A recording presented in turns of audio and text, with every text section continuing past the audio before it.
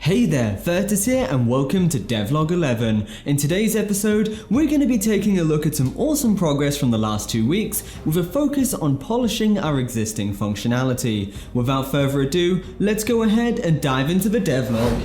First things first, we've now updated the logo for EmberVein to something that's clean and better reflects the style of the game, and we've achieved this with the use of sharp, abstract shapes and a style path that matches the in-game user interface and the overall art style. Moving on, we've also renamed our characters to give them a more consistent naming scheme, with a slightly sinister tone. Jack has kept his name, while the healer is now called Grim and the tank being called Magnus. For our city level, we've started creating the structural assets that are going to form the city square, which is the center point of the level in the residential zone.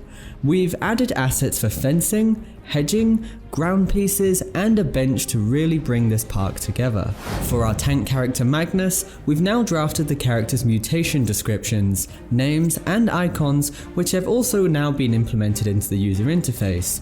While we've been working hard behind the scenes with the mutations, players can now edit their mutations a little bit easier with added tooltips which can be seen instantly and stops the player from having to go from one screen to the other to be able to see what each of those mutations do.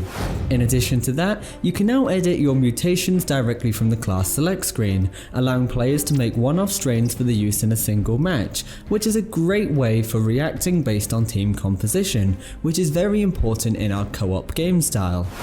For those budding lore fans out there, we've now added a background section into the experiment screen to get more information on the backstory of each of our experiments.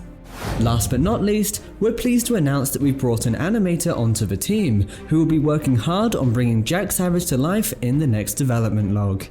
That's everything for today's development log. Stay tuned for more just like this. Smash that like button and drop us a follow on social media, the links for which are in the description. Are you an aspiring game developer? We're still recruiting for EmberVein and are offering sweet royalties for sound designers and particle designers. Apply now from the Virtus Studios website. But for now guys, as always, stay awesome, keep creating.